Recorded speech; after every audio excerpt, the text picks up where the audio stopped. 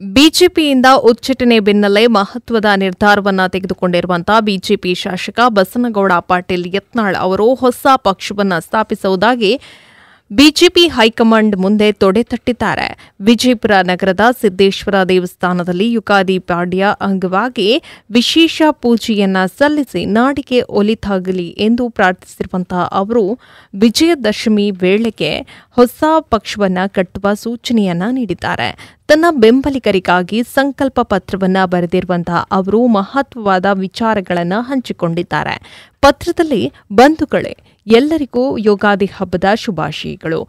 ತಮ್ಮೆಲ್ಲರಿಗೂ ಸುಖ, ಶಾಂತಿ, ನೆಮ್ಮದಿಯನ್ನ ನೀಡಲಿ.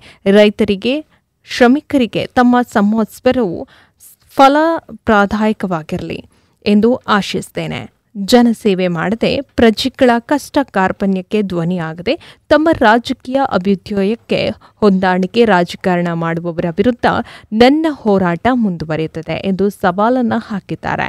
ಇನ್ನು ಮಹಾಭಾರತದಲ್ಲಿ ಜಯ ಗಳಿಸಿರೋದು ಕೃಷ್ಣ ಅರ್ಜುನರೇ ಹೊರತು ಶಕುನಿ ಹಾಗೂ ಧೃತರಾಷ್ಟ್ರರಲ್ಲ ಎಂದು ಪರೋಕ್ಷವಾಗಿ ಬಿಎಸ್ ಯಡಿಯೂರಪ್ಪ ಅವರ ಕುಟುಂಬವನ್ನು ಕುಟುಕಿದ್ದಾರೆ.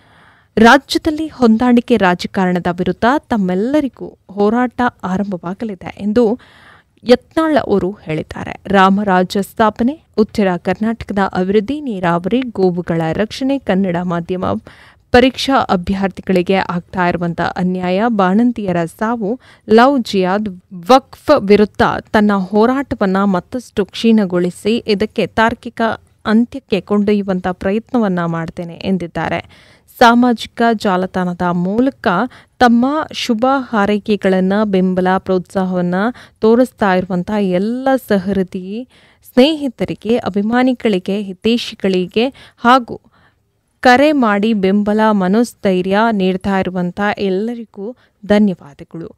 ಭಾರತ ಮಾತೆಗೆ ಜಯವಾಗಲಿ ಎಂದು ಯತ್ನಾಳ್ ಅವರು ಎಕ್ಸ್ನಲ್ಲಿ ಪೋಸ್ಟ್ ಮಾಡಿದ್ದಾರೆ.